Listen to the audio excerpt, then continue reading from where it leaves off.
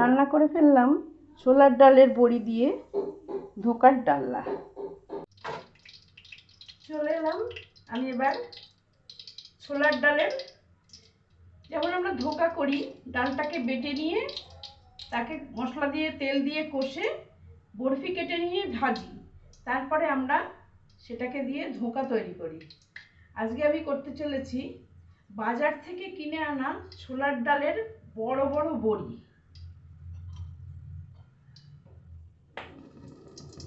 এত বড় বড় বড়ি, এটা ছোলার ডালের, এটা দিয়ে আমি ধোকার তরকারিটা রান্না করব। আমার কড়াই তেল গরম হয়ে গেছে, আর আমি এখানে নিয়েছি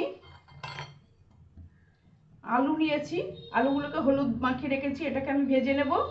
আর আমি এই বড়িগুলোকে ভেজে নেব, ভেজে নিয়ে করব আমি ছোলার ডালের।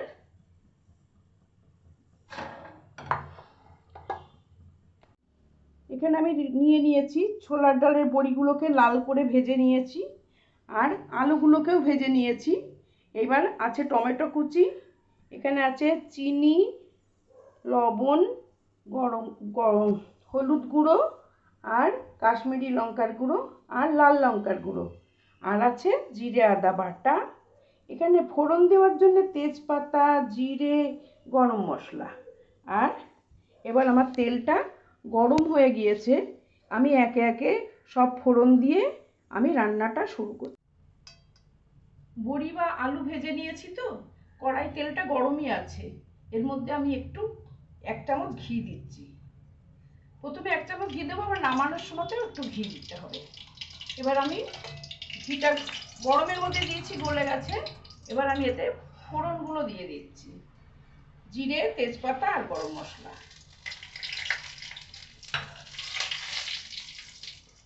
ফোড়নটা নাড়াচাড়া করে নিয়ে একটু লাল হয়ে আসলো, এবার আমি এতে দিয়ে দেব টমেটোগুলো।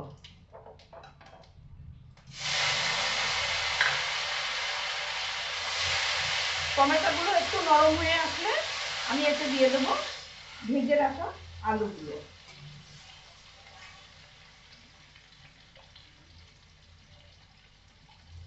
টমেটো আমার নরম হয়ে গিয়েছে, এবার আমি এতে দেব যে আলুগুলো আমি ভেজে রেখেছিলাম লাল করে, এগুলো আমি দিয়ে দিলাম। এবার আমি এটাকে ভালো করে কষে গরম করে নেব। আলু আর টমেটোটা বেশ ভালো করে ভাজা হয়ে গেছে, গলে গেছে টমেটো। এবার আমি এতে দিয়ে দেবো মশলা, জিরে আর আদা বাটা। জিরে আদা বাটাটা দিয়ে ভালো করে আমি কষে নেব।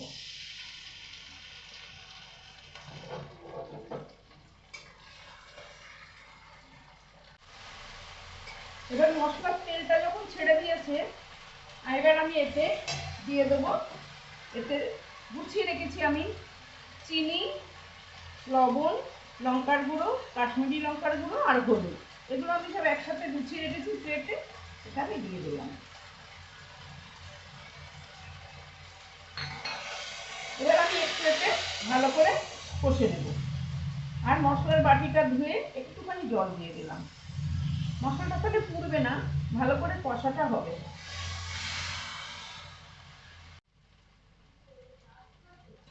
মশলাটা আমার কষা হয়ে গেছে, মশলা থেকে তেল ছেড়ে দিয়েছে।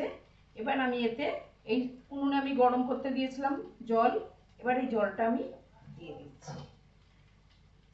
আমি সবসময় গরম জলটাই ব্যবহার করি, কেন রান্না হতেও সুবিধা, তাড়াতাড়ি হয়, আর তরকারির স্বাদটাও ভালো হয়, সেই জন্য গরম জল দিয়েই রান্না করি। সবাই আপনারা গরম জল দিয়েই রান্না করবেন।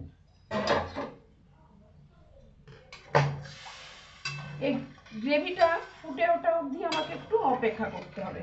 এখন আমি এটাকে একটু ঢাকা দিয়ে ভালো করে ফুটিয়ে নেব।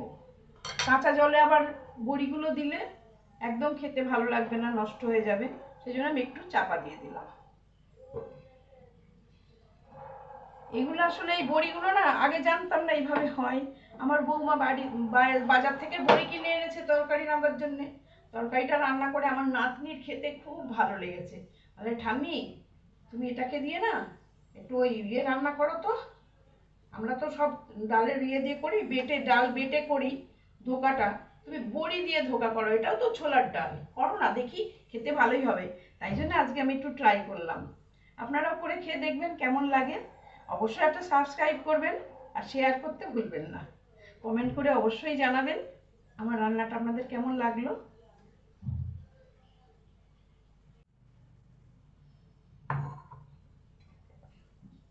আমার এই গ্রেভিটা ভালো করে ফুটে প্রায় হয়ে এসেছে। এবার আমি একে এই ভাজা বড়িগুলো সব দিয়ে দেবো। ভাজা আমি আগের থেকে যেগুলো ভেজে রেখেছিলাম বড়ি, সেগুলো দিয়ে দিলাম। এবার একটু না থাকলে পরে একটু রস ঢুকবে, আবার এর ভিতরে যদি একটু ঝোল না ঢোকে তাহলে তো খেতে ভালো লাগবে না। একটু আগের থেকে দিলাম, একটু সিদ্ধ হয়ে গেলে আমি ঘি আর গরম মশলা দিয়ে এটাকে নামিয়ে নেব।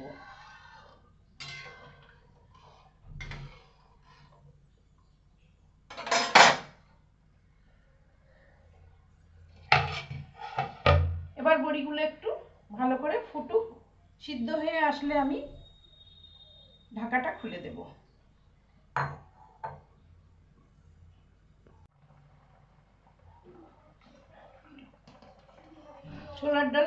ছোলার ডালের বড়ির ধোকাটা আমার রান্না হয়ে গেছে।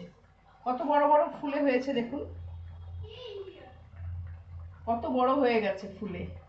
এবার এতে আমি গরম মশলা আর একটু জিরে ভেজে রেখেছি দিয়ে আর 1 চামচ ঘি দেবো, দিয়ে নামিয়ে নেব।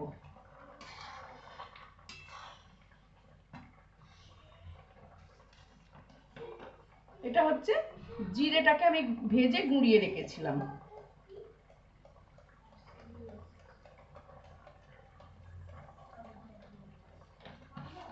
এক চামচ পরিমাণ দিলাম আর দেব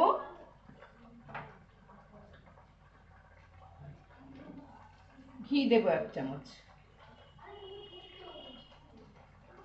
নিরামিষ তরকারিতে একটু ঘি না দিলে ভালো লাগে না খেতে। আর আজকে তো এই শিবরাত্রি হয়ে গেছে, কালকে, আজকে শেষ, কিন্তু আজকেও আমরা নিরামিষ খাবো। আজকেও আমরা মাছ মাংস খাবো না, তাই জন্য এই ধোকাটা রান্না করলাম। ছোলার ডালের বড়ি দিয়ে করলাম ধোকা। আপনারা করুন, করে খেয়ে দেখুন কেমন লাগে। ভালো তো লাগবেই, এত সব জিনিস পড়ছে, এতে ভালো লাগবে না? অবশ্যই ভালো লাগবে। আপনারা রান্না করুন, করে খেয়ে দেখুন।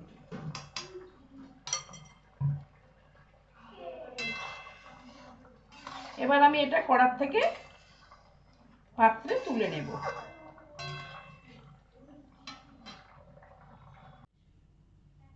বাজার থেকে কিনে আনা ছোলার ডালের বড়ি দিয়ে আমি রান্না করে ফেললাম ধোকার ডালনা। আমার নাতি নাতনির অনুরোধে আমি রান্না করেছি। আপনারাও রান্না করে খেয়ে দেখুন কেমন লাগে।